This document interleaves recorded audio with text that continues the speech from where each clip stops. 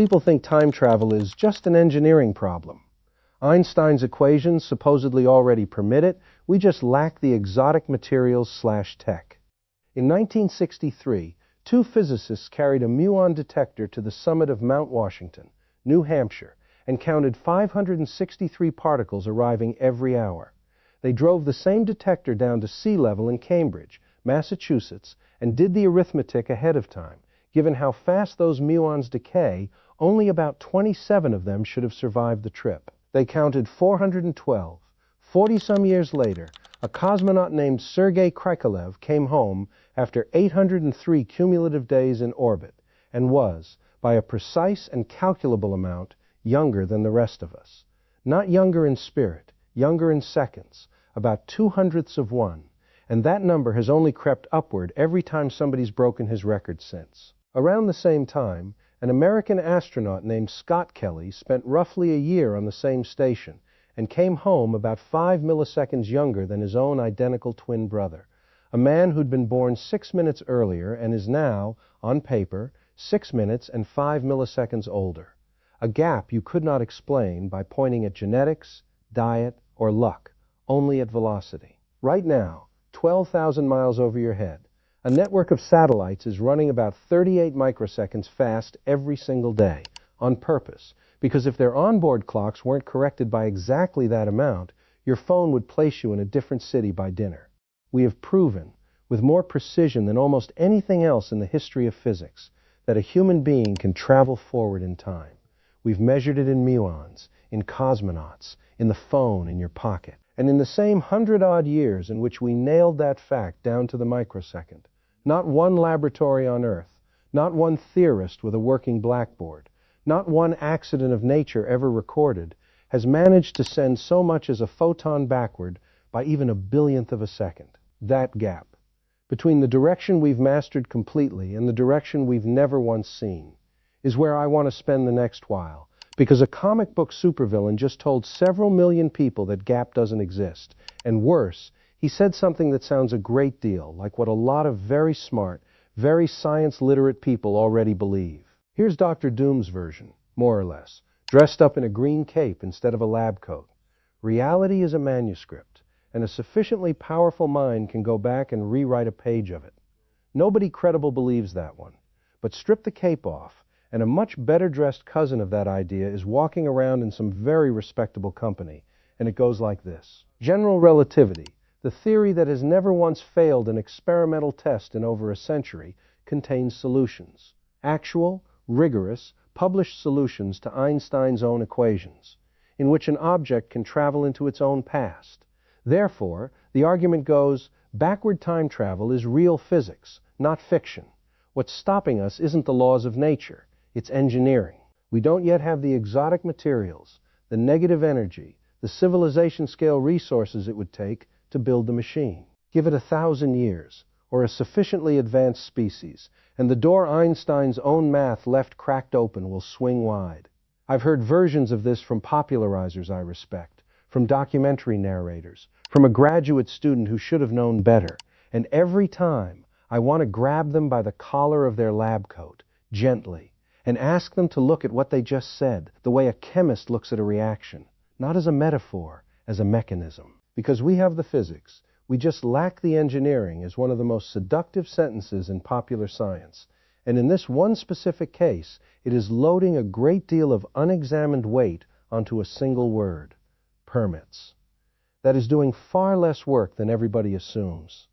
Let's be precise about what permits even means here, because precision is the whole game. Einstein's field equations aren't a story. They're 10 coupled differential equations relating the geometry of space-time to the matter and energy sitting inside it. Hand the equations a description of matter, where it is, how dense, how it's moving, and they hand you back a shape for space-time. Solve them one way, with the sun's mass, and you get the orbit of Mercury. Solve them another way, with an idealized, motionless, infinitely dense ball of matter, and you get a black hole. Solve them a third way, with matter that's spinning instead of still, and this is the part that should stop a careful person cold. You can get a space-time shape containing a path that loops back and reconnects with its own past. not metaphorically. Literally. A world line, the record of somebody's life traced through four-dimensional space-time, curving around until it rejoins an earlier point on itself, so that walking far enough along it would return you to an event you'd already lived through. Physicists call this a closed time-like curve, and the equations don't forbid it the way they forbid, say, outrunning light. They allow it, under the right. Hold on to this word, the right distribution of matter. I spent a good chunk of the 1950s writing for a pulp magazine you've never heard of, under an editor named Aldous Renner, who enforced one rule with the ferocity of a man defending a religious conviction: no trick without a mechanism. I once turned in a story where a character escaped a locked room through a device I described, with great confidence, as working because it exploited a fold in space. Renner sent it back with one line across the top. A fold made of what? Held open by what? Costing what? I was furious. I was also, by the end of that week, back at my desk doing the arithmetic I should have done the first time, because he'd caught me doing exactly what I now watch careful people do with general relativity, mistaking the existence of a mathematical shape for the existence of a machine. A solution existing on paper is not the same claim as a mechanism existing in nature, and this entire argument turns on that one distinction. So let's go find out what Renner's fold would actually cost. The first person to do that arithmetic wasn't an engineer chasing a starship. It was Kurt Gödel, the logician who, 14 years earlier, had already shown that any system of mathematics powerful enough to describe arithmetic contains true statements it can never prove from within itself, a result that quietly unsettled an entire generation of mathematicians. In 1949, as a gift for Einstein's 70th birthday, Gödel handed him a solution to Einstein's own field equations, a universe filled with rotating dust, with no center and no edge, every point equally the middle of the spin. Solve the equations for that universe, and closed time-like curves fall out for free. Any observer inside it could, in principle, given enough fuel and a long enough trip, travel out, loop around, and arrive back before they left. Einstein's own reply, written for the same commemorative volume, took the results seriously rather than waving it off, which tells you it was never dismissed as a curiosity by the one man best positioned to dismiss it. Gödel took it further than physics. He spent a real stretch of his later years arguing, as philosophy rather than physics, that the mere existence of this solution suggested time itself. The thing you feel passing right now while you listen to me might not be an objective feature of reality at all, just a persistent trick of consciousness moving through a universe where nothing actually flows. That's an enormous claim to hang on one exact solution to one set of equations, and here's the catch that should already be nagging at you. Our universe isn't rotating the way Gödel's model universe rotates. We've measured it. It isn't. Gödel's solution isn't a blueprint for our universe. It's a proof of concept. A demonstration that general relativity's mathematics doesn't, by itself, outlaw the shape. And a demonstration that something isn't outlawed is an entirely different animal from a set of instructions for building it, which is exactly the gap our supervillain and his far more respectable relatives keep skipping over. So no, a man in an iron mask did not discover a real loophole physics departments are hiding from you. What he did was accidentally gesture at a genuine, 75-year-old mathematical fact, then skip every step between this shape exists on paper and this device exists in your garage, which is exactly the skip we need to walk through, slowly, because it is the entire argument. After Gödel, physicists spent a couple of decades treating rotating universes as an isolated curiosity, until 1974, when Frank Tipler asked a sharper, more dangerous question. Forget the whole universe rotating. What if you just built one absurdly massive, absurdly fast-spinning object and dragged the space-time around it locally? Tipler worked out that a sufficiently dense cylinder, spun fast enough, would drag space-time around it into a tornado severe enough to produce closed time-like curves near its surface, building on an even earlier result from 1936, when a physicist named Van Stockham showed that a rotating infinite cylinder of dust warps causality itself. There's that word again, infinite. Tipler's cylinder needed to be either infinitely long or so long and dense that its own gravity would crush it into a black hole before you finish spinning it up. You can write the mathematics of an infinite object on a chalkboard. You cannot manufacture one. Later physicists tried to rescue the idea by asking whether a merely long, finite cylinder, spinning fast enough, might get partway there, and the mathematics answered with a flat no. Without the infinite length, the frame-dragging effect falls off exactly fast enough, at exactly the distance where it would matter, that no closed time-like curve ever forms outside the object at all. That's not a materials problem you solve with a bigger budget or a faster lathe.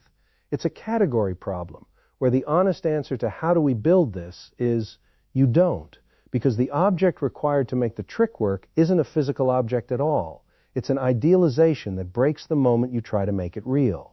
14 years after that, in 1988, 3 physicists at Caltech, Michael Morris, Kip Thorne, and Ulvi Yurtsever, published a paper with one of the strangest origin stories in theoretical physics. And it's real, not a screenwriter's invention.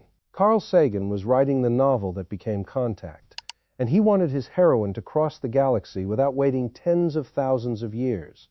But he also wanted to stay honest to real physics instead of hand-waving a device. So he asked Thorne, a friend and a serious general relativist, whether there was any legitimate way to do it. Thorne worked the problem seriously with his colleagues, and the answer they landed on was a wormhole, a tunnel connecting 2 distant points in space-time. And their published paper thanks Sagan by name for setting the whole investigation in motion. But here's the part that made the paper famous for a less flattering reason. A wormhole you can walk through without being crushed needs its throat held open against its own gravity, and the only kind of stuff their equations found that could do the job was matter with negative energy density.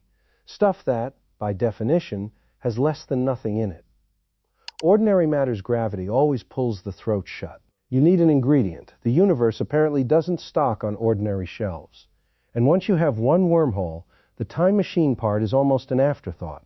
Haul, one mouth on a fast round trip, the way you'd age a twin in a rocket, and the 2 mouths fall out of sync with each other. So stepping through one now connects to stepping out the other years in the past. The mechanism for time travel, in other words, was never the hard part. The exotic matter was. I heard about that negative energy requirement long before I understood the mathematics behind it, from a friend, an astrophysicist named Miriam Osei, who used to needle me over cheap coffee about my own novels, which were absolutely full of tidy tunnels through space requiring no such uncooperative ingredient. She'd say, not always gently, that science fiction writers had spent decades assuming the tunnel was the hard part and the fuel was a rounding error, when reality had handed us the exact opposite problem. The tunnel is almost easy, on paper. The fuel is the part nature seems to actively refuse to sell you. I went back and revised exactly one scene in a book already at the printer, in the only place I still had the power to fix it, a preface. Because being publicly, provably behind the actual physics is not a feeling I enjoy, and it's not one I want for any of you, which is why we're going to go find out whether that fuel exists in nature at all. Here's the good news, and I want to give the opponent's argument its full due before taking it apart, because Renner taught me that trick too. Steelman at first. Negative energy density is not science fiction. It's real, measured, uncontroversial physics, first predicted by Hendrik Casimir in 1948. Put 2 uncharged, perfectly conducting plates extremely close together in a vacuum, and the plates squeeze certain wavelengths of the quantum vacuum's endless background fluctuations out of the gap between them while leaving the fluctuations outside untouched, and the imbalance produces a real, measurable inward force, along with a genuine region of negative energy density sitting right there in the gap. It's been measured in the lab, matching prediction closely, most precisely by Steve Lamoureux in 1997. So the exotic ingredient isn't a fantasy. It exists in a real laboratory drawer, which is exactly what should worry you about how casually people wave it away as just an engineering problem, because the honest version of the objection has to get far more specific than it doesn't exist. It has to explain why a real thing, in tiny real amounts, cannot be scaled into a large amount. And that's where the story turns, because 2 physicists named Lawrence Ford and Thomas Roman worked out, through what are now called quantum inequalities, that nature runs a strict rationing system on this stuff. The more negative you make the energy density in some region, the more briefly you're allowed to hold it there, and the relationship isn't gentle. It's punishing, so that the tiny, fleeting negative energy density you can coax out of two lab plates a few micrometers apart is many, many orders of magnitude short, in both size and duration, of what you'd need to prop open a wormhole throat wide enough to fly a person through. Nature isn't refusing you the ingredient out of spite. It's handing it to you in eyedropper quantities and telling you, mathematically, that the eyedropper is the biggest one that will ever exist. But let's say I'm wrong about the eyedropper. Say some future civilization, 1,000,000 years further along than us, finds a way to marshal enough of this rationed stuff to prop a throat open at usable size for usable time. Even then, and this is the argument that should actually be doing the work here, not the exotic matter shortage. There's a second, independent gate in front of the first one, identified by Stephen Hawking in 1992 in a paper he named, Half Joke and Half Warning, the Chronology Protection Conjecture. Follow this one closely, because it doesn't rely on material science at all. As a closed time-like curve is on the verge of forming, as a wormhole throat gets closer to becoming a genuine time machine, the quantum vacuum fluctuations that exist everywhere, all the time, as a basic feature of quantum field theory, don't sit there passively. Some of them start circulating around the almost closed loop, again and again, blue shifting a little more with each pass, the way a wave piles higher, crowding into a narrowing channel. Run that forward, and the energy density right where the loop is about to seal shut doesn't approach some large number. It runs toward infinity. An infinite energy density in a small patch of space-time is not a subtle effect. It's the same kind of runaway that produces a singularity, and it would almost certainly wreck the very geometry that was supposed to become the time machine in the instant before the loop could close. Hawking's own language for this, right in the paper, was that there seems to be a chronology protection agency guarding the universe, and later physicists, particularly Matt Visser, went back through the proposed time machine designs one at a time and found this same defense showing up in multiple, independent forms. Casimir-style effects in some geometries, direct wormhole disruption in others, gravitational back reaction in still others, what Visser called a defense in depth, several unrelated failure modes converging on the same forbidden outcome.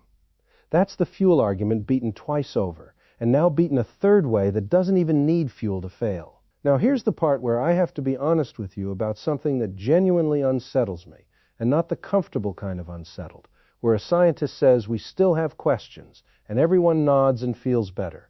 Hawking called it a conjecture, not a theorem, and he chose that word on purpose. Nobody has derived chronology protection from a complete working theory of quantum gravity, because we don't have one.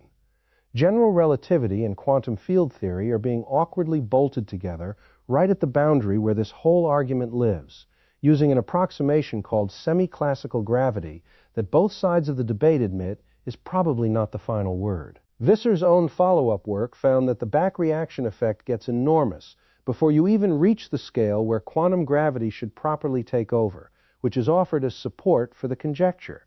And it is. But it also means the entire argument runs right up to the edge of the one region of physics we understand least, and declares victory just before crossing the actual finish line. I've spent decades of essays reassuring readers that the universe has tidy, structural reasons for forbidding paradox, and reading that sentence back to myself now, plainly, I don't like how much weight I put on a word, conjecture, that I treated, in print, as settled fact. I'm not telling you backward time travel is secretly possible after all. Every specific mechanism anyone has proposed keeps failing for a different, independent reason, and that pattern of independent failures is real data, not nothing. What I am telling you is that the tidiest version of this argument, the one that lets me sleep at night, is currently a very well-supported hunch wearing the clothes of a proof, and a mechanist's training is exactly the training that makes that distinction itch. I'd rather tell you that honestly than paper over it, with more confidence than the physics has actually earned. Here's a second, independent line of defense that shows up even in the models where physicists just assume, for argument's sake, that a closed time-like curve already exists, and ask what would happen to objects moving through it. In the 1980s, the physicist Igor Novikov, working with collaborators including Kip Thorne, proposed what's called the self-consistency principle. Any events happening around a closed time-like curve have to be logically consistent with themselves, because inconsistent solutions simply aren't solutions to the equations at all. Take the classic case. A billiard ball goes through a time loop wormhole and comes out earlier, on a path to collide with its own earlier self and knock it off course so it never enters the wormhole in the first place. When physicists actually worked the trajectories out, what they found, again and again, is that self-consistent solutions exist for essentially any starting setup. The earlier ball gets bumped, not prevented, its path bent just enough that it still enters the wormhole on a slightly different trajectory, comes out, and delivers precisely the bump needed to produce that exact trajectory. No contradiction, just a very strange kind of loop that always finds a way to agree with itself. Then in 1991, the physicist David Deutsch pushed this into quantum mechanics itself, showing that even quantum particles moving through a closed time-like curve settle into self-consistent solutions automatically as a mathematical property of the equations, not because anyone designed them to. Stack that on top of chronology protection and Visser's defense in depth, and you get a genuinely strange pattern. Every layer of physics we bring to this problem, classical geometry, the quantum vacuum, even the basic logic of consistent trajectories, independently produces a mechanism that either prevents the loop from forming or forces whatever happens inside it into a shape that can never contradict itself. That is not what you'd expect from a merely difficult problem, the way controlled fusion is difficult. Difficult problems usually have one dominant obstacle.